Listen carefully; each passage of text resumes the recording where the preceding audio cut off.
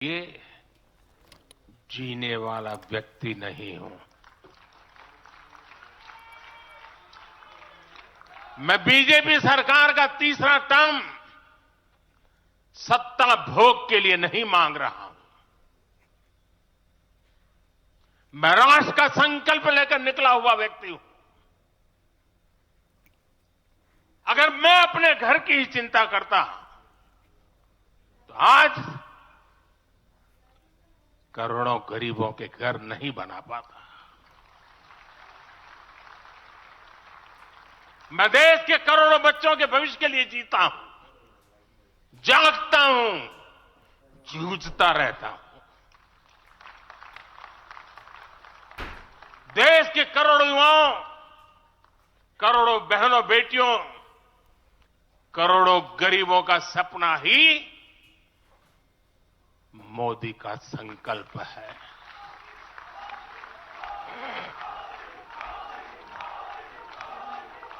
और इस संकल्प की पूर्ति के लिए ही हम सब सेवा भाव से दिन रात एक कर रहे हैं।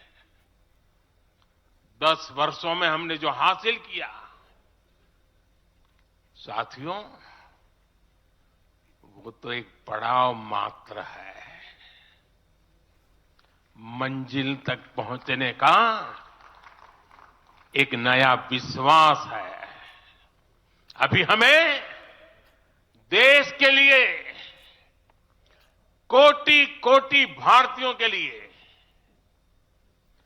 हर भारतीय का जीवन को बदलने के लिए बहुत कुछ हासिल करने का सपने हैं, संकल्प है, और उसके लिए बहुत से आई जाएगी। पीएम विश्वकर्मा योजना से परंपरागत कला और शिल्प से जुड़ी बहनें सशक्त होगी। नई नेशनल एजुकेशन पॉलिसी से बेटियों को शिक्षा और स्किल के मामले में सबसे अधिक फायदा होगा। गांव के पास ही बेहतर स्पोर्ट्स इंफ्रास्ट्रक्चर बने, बेटियां हमारी स्पोर्ट्स में कमाल करेगी। साथियों, आज जब मैं बीते 10 वर्षों की तरफ नजर डालता हूं तो कितना ही कुछ याद आता है। ये 10 वर्ष साहसिक फैसलों, दूरगामी निर्णयों के नाम है। जो काम सदियों से लटके थे, हमने उनका समाधान करने का साहस करके दिखाया है। अयोध्या में भव्य राम मंदिर का निर्माण करके हमने 5 सदियों का इंतजार खत्म किया है।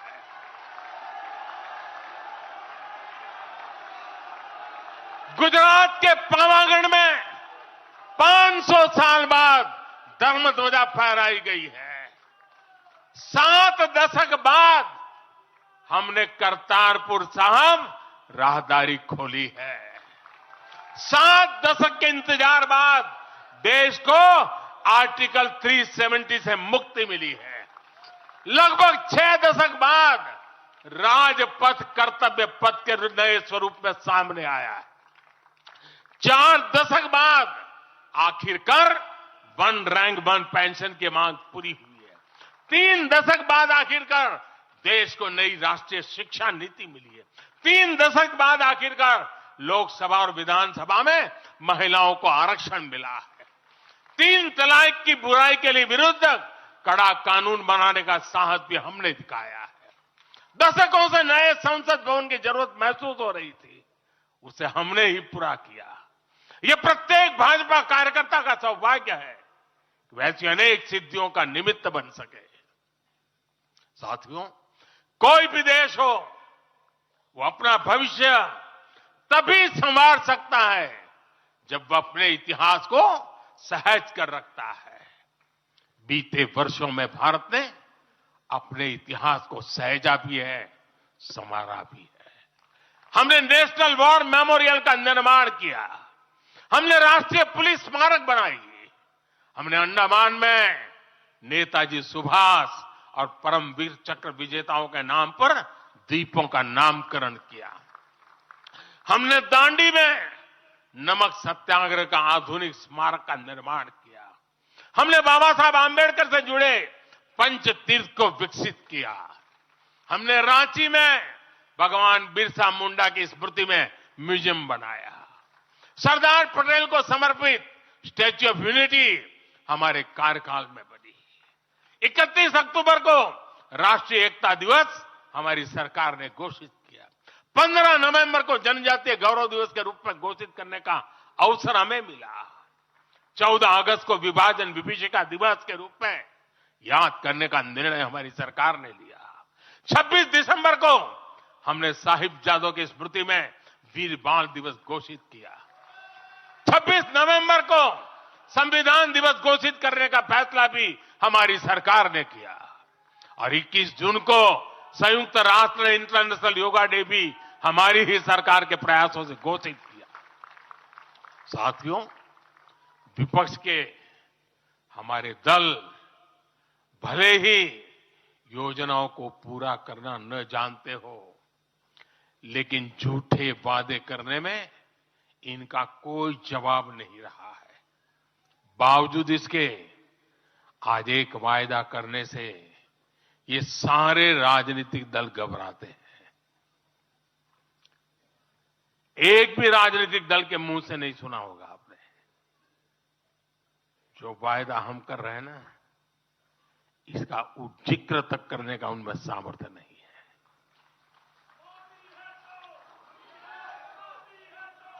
और हमारा वायदा है विकसित भारत का।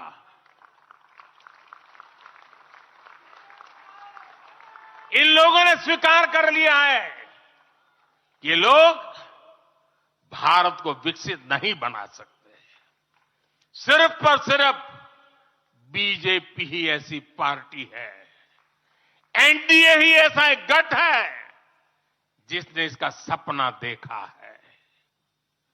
हम मिशन मोड पर भारत को 2047 तक देश जब आजादी के 100 साल मनाएगा, हम भारत को विकसित देश बनाने के लिए काम कर रहे हैं। हमने तीसरे टर्म में भारत को दुनिया की तीसरी बड़ी आर्थिक ताकत बनाने का संकल्प लिया है और ये मोदी की गारंटी है।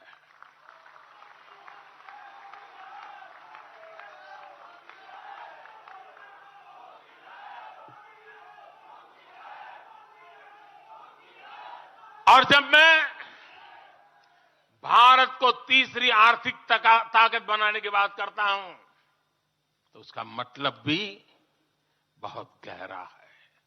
इसका मतलब है भारत के आर्थिक, सामरिक और सांस्कृतिक सामर्थ्य का कई गुना विस्तार, चहुं दिशा में विस्तार। साथियों, हम इसके लिए कितनी तेजी से काम कर रहे हैं, इसका हिसाब लगाना भी जरूरी है। भारत, साथियों, मुझे खुशी है कि आज विकसित भारत अभियान की बागडोर भी भारत के युवाओं ने संभाली है। पिछले 1.5 साल में विकसित भारत के संकल्प से जुड़े सुझावों के लिए, और लोगों को ऐसा लगता होगा कि हम बात पता, ऐसा नहीं है, इस पर हम 1.5 साल से चुपचाप काम कर रहे हैं। सरकार की मशीनरी को लगाया है और आपको जानकर के खुशी होगी, अब तक 15 लाख लोगों से ज्यादा लोगों ने विकसित भारत कैसा हो, रोडमैप कैसा हो, इनिशिएटिव कैसे हो, नीतियां कैसी हो, इसमें विचार विमर्श हुआ है। लोगों ने अपने आइडियाज दिए हैं और आपको जानकर के और खुशी होगी, इन 15 लाख में से आधे से ज्यादा वो लोग हैं जिनकी उम्र 35 से कम है। पूरी युवा सोच के साथ हम आगे बढ़ रहे हैं। इन लाखों युवाओं ने विकसित भारत का रोडमैप सुझाया है।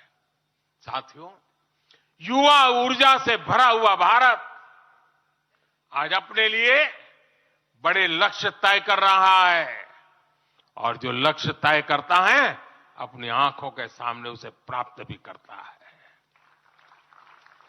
हम 2029 में 2029 में भारत में यूथ ओलंपिक के लिए तैयारी कर रहे हैं।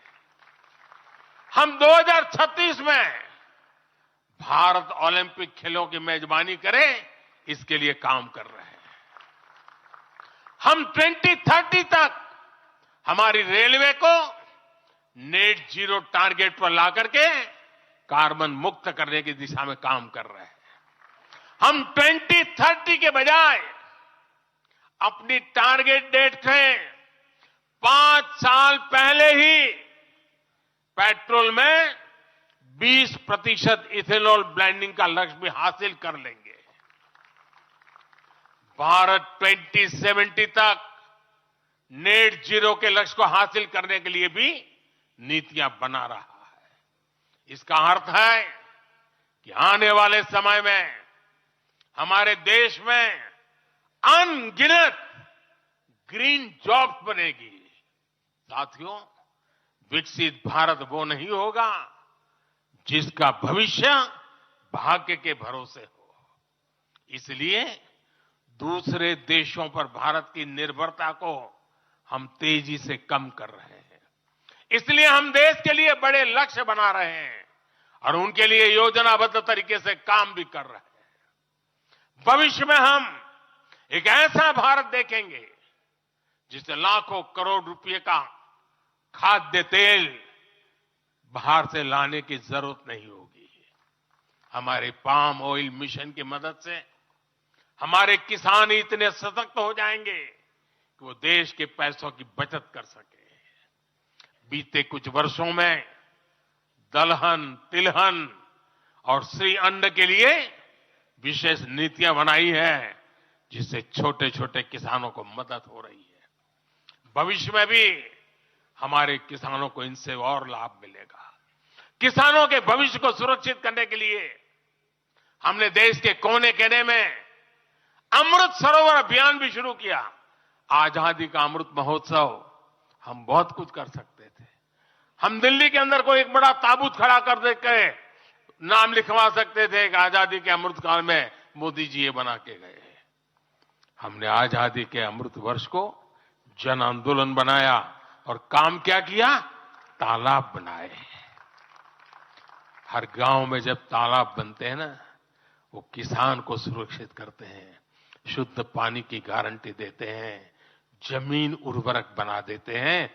लंबे भविष्य को सोच करके ऐसे काम हम करते हैं। और इस अभियान के तहत देश में अब तक 60,000 से ज्यादा नए सरोवर बनाए जा चुके हैं। 60,000 तालाब, शायद ही किसी सरकार के नसीब में इतना बड़ा काम करने का सौभाग्य आया होगा। ये सरोवर जल सुरक्षा सुनिश्चित करने में किसानों की मदद करेंगे। आज ग्रीन हाइड्रोजन से जुड़े अभियान और सोलर रूफटॉप मिशन के कारण देश रिन्यूएबल एनर्जी के क्षेत्र में भी तेजी से आगे बढ़ रहा है। बहुत जल्द भारत दुनिया का सेमीकंडक्टर हब बनेगा और इससे पूरी दुनिया में नई कंप्यूटिंग रिवॉल्यूशन को भी भारत गति देने का निमित्त बनने वाला है। पोर्ट लेड ग्रोथ से पब्लिक ट्रांसपोर्ट तक आने वाले समय में हर क्षेत्र को नई ऊंचाई मिल सकेगी। साथियों, गोवा का भी बनाया जाए। हर राजभवन में राष्ट्रीय एकता का एक प्रकार से उत्सव बना दिया जाता है। हम अपनी विविधता को सेलिब्रेट करते हैं। एक भारत श्रेष्ठ भारत की भावना हमारे दिल के बहुत करीब है। इसे मजबूत बनाने के लिए हम काम करते हैं। साथियों, एक भारत श्रेष्ठ भारत की भावना हमारी गवर्नेंस में भी दिखाती है। हर क्षेत्र के विकास पर हमारा पूरा फोकस है। नॉर्थ ईस्ट का उदाहरण आपके सामने है। पहले की सरकारों में नॉर्थ ईस्ट को पूरी तरह अनदेखा कर दिया गया क्योंकि पार्लियामेंट की सीटें कम है, उनका इंटरेस्ट ही नहीं था। हम वोट और सीटों के हिसाब से काम नहीं करते। मेरे लिए तो मेरे देश का हर कोना समृद्ध हो, विकसित हो, ये हमारा भाव है। आज चाहे सियाचिन हो या फिर देश के आकांक्षी जिले हो, कोई हमसे दूर नहीं है। वो गांव जिन्हें पहले आखिरी गांव कहा जाता था, हमारे लिए देश के वो पहले गांव बन गए। और मेरे सारे कैबिनेट के मंत्री उन गांवों में रात बिता करके आए। कुछ मंत्रियों को तो -15 डिग्री में रात को रुकना पड़ा वहां, क्योंकि हम आत्मसात करना चाहते हैं। हमारे लिए देश का हर हिस्सा महत्वपूर्ण है, हर हिस्से पर हमारा फोकस है। साथियों, जो भी राजनीति में दिलचस्पी रखता है और जिसके लिए लोकतांत्रिक मूल्य प्रमुख रहते हैं, वो भी अगर न्यूट्रल है तो पब्लिकली हमारी प्रशंसा करते हैं, न्यूट्रल नहीं है तो खानगी में तो कर ही देते हैं। इसकी एक बड़ी वजह है, हमने समय के साथ खुद को सकारात्मकता के साथ बदलने का प्रयास किया है। हमने अपनी राजनीतिक व्यवस्था को नए और आधुनिक विचारों के लिए खुला रखा, क्षेत्र को छोड़ रखा था। कांग्रेस की सरकारें पूरे वेस्ट एशिया को सिर्फ पाकिस्तान के संदर्भ में देखा करती थी। उन्हें भारतीयों की शक्ति और उनके विश्वास पर भरोसा ही नहीं था। लेकिन आज भारत इस क्षेत्र से संबंधों का नया अध्याय लिख रहा है। पहले लोग सोचते थे कि बस तेल का इंपोर्ट कर लेते हैं और यहां से कुछ लेबर बेच देते हैं ताकि उनको रोजी रोटी मिल जाए। लेकिन अब ऐसा नहीं है। आज ट्रेड, टेक्नोलॉजी, टूरिज्म, ऐसे अनेक क्षेत्रों में हमारे संबंध बहुत बेहतर हैं और हम निरंतर विकास कर रहे हैं। यहां तक कि अरब के 5 देशों ने मुझे अपना सर्वोच्च सम्मान तक दिया है। यह सम्मान मोदी का नहीं है, 140 करोड़ भारतीयों के सामर्थ्य का सम्मान है। और भाइयों बहनों, विदेश नीति के जो भी जानकार हैं, वो विदेश से मिले हर संकेत भी पकड़ ले रहे होंगे। आज अलग अलग देशों में सत्ता और विपक्ष के दल ये खुलकर मानते हैं कि भारत के सशक्त होने से पूरी दुनिया का हित होने वाला है। ये पूरी दुनिया मानने लगी है। आज हर महाद्वीप में भारत का सम्मान, भारत की ताकत बढ़ रही है। हर देश भारत से गहरे संबंध बनाने पर जोर दे रहा है। और इन सब के बीच कोई देश हमारी सरकार से बातचीत के लिए, आप जानकर के हैरान होंगे, अभी तो चुनाव बाकी है, लेकिन मेरे पास जुलाई, अगस्त, सितंबर के डेट पड़े हुए निमंत्रण दे करके। इसका अर्थ क्या है? इसका अर्थ है कि दुनिया के विभिन्न देश भी बीजेपी की सरकार की वापसी को लेकर पूरी तरह आश्वस्त है। वो भी जानते हैं, दुनिया का हर देश जानता है, दुनिया की हर शक्ति जानती है, आएगा तो साथियों, कांग्रेस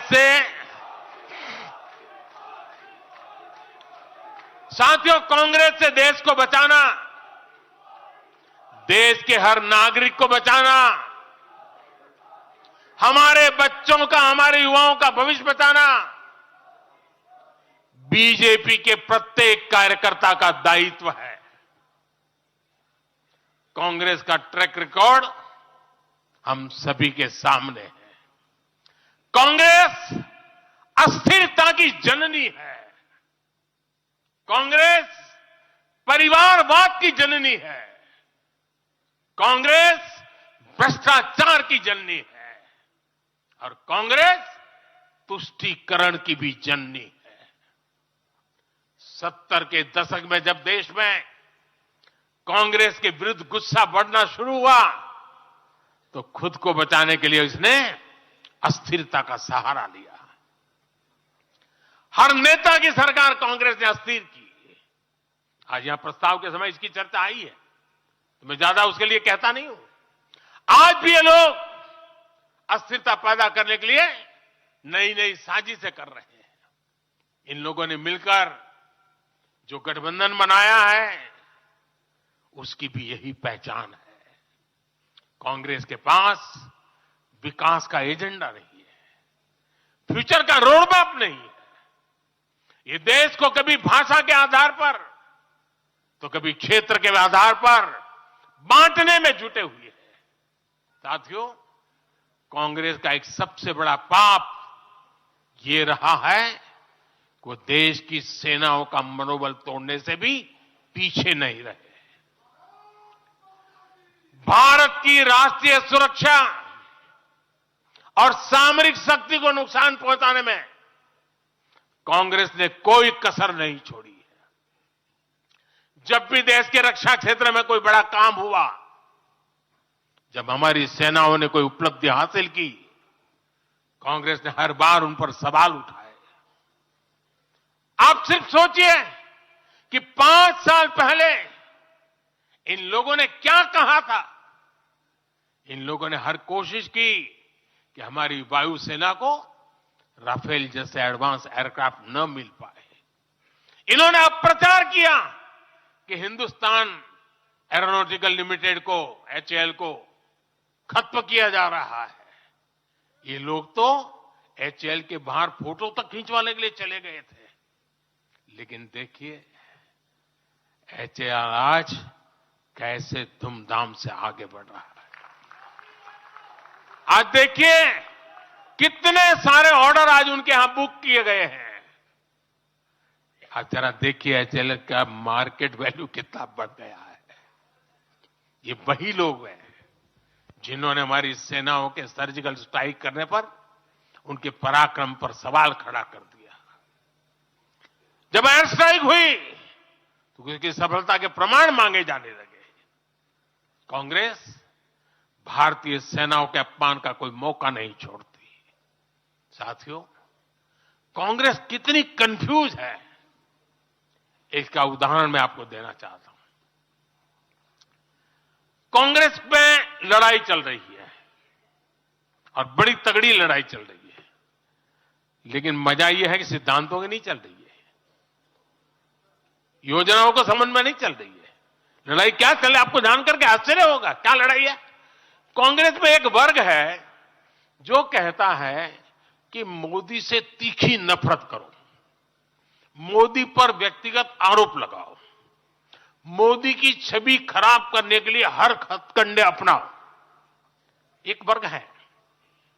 कांग्रेस के अंदर एक दूसरा वर्ग भी है जो कांग्रेस की मूल परंपराओं से निकला हुआ है, जो कहता है कि मोदी पर व्यक्तिगत आरोप, नफरत से कांग्रेस को बाहर निकालो, इससे कांग्रेस को और ज्यादा नुकसान होता है।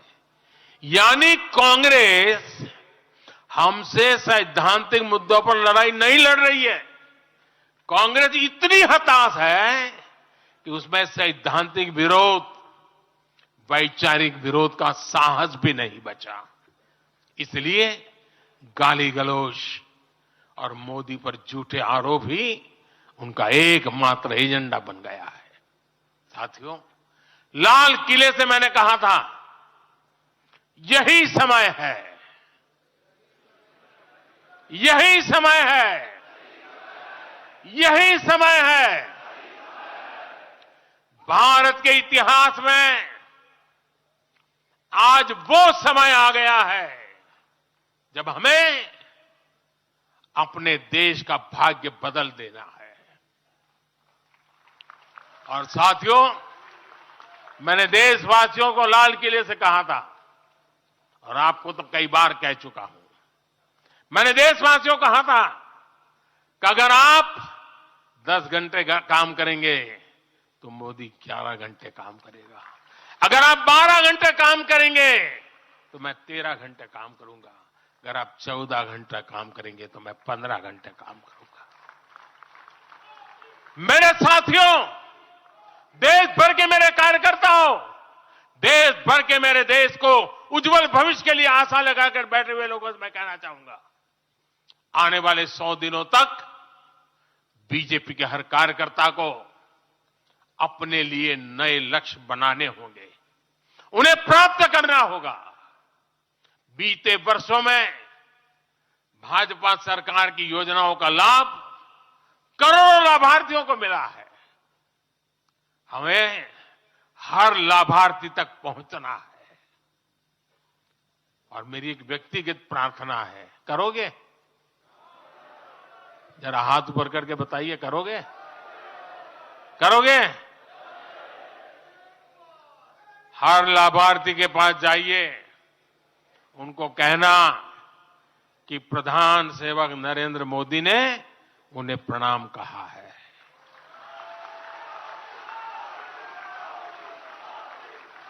और इसमें आपको नमो ऐप से भी बहुत मदद मिलेगी।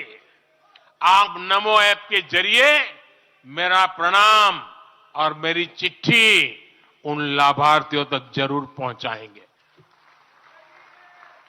किसी भी बूथ में एक भी फर्स्ट टाइम वोटर ऐसा ना हो जिस तक बीजेपी का कार्यकर्ता पहुंचा ना हो।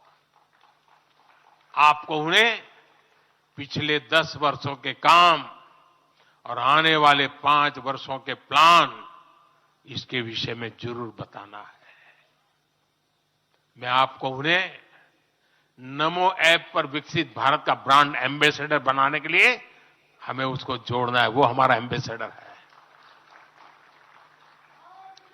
मतदान के दिन इन सभी मतदाताओं को बूथ पर लाकर हमें कमल निशान पर मतदान करवाना है और जहां एनडीए के साथी हो उनके निशान पर मतदान करवाना है। साथियों, हमें याद रखना है, हमें सिर्फ सरकार बनाने के लिए लोगों को नहीं जोड़ना, बल्कि देश बनाने के लिए भी तो लोगों को जोड़ना है। जो किसी भी कारण से अभी भी भाजपा से दूर है, उन तक हमें पहुंचना है। सबका साथ, सबका विकास ही हमारा मंत्र है। हमारे स्वतंत्रता सेनानियों ने जो सपने देखे थे, अब उन्हें पूरा करने का समय आ गया है। और इसके लिए भाजपा जरूरी है। इसके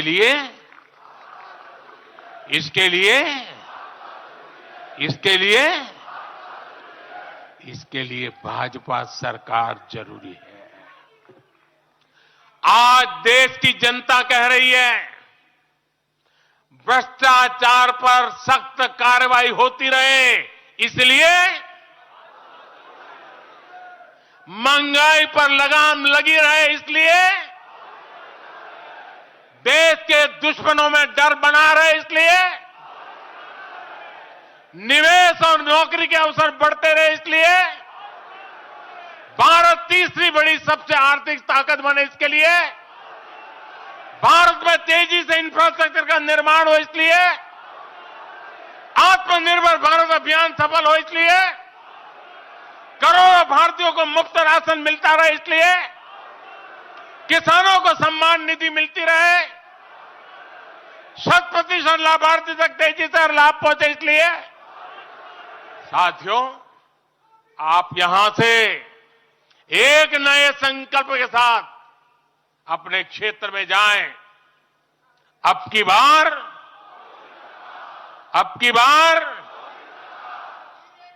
400 पार, अब की बार इस मिशन पर हमें जुट जाना है। आप सबको मेरी तरफ से अनेक अनेक शुभकामनाएं हैं। मेरे साथ बोले, भारत माता की, भारत माता की, भारत माता की। मैं समझता हूं अभी वंदे मातरम होने वाला है।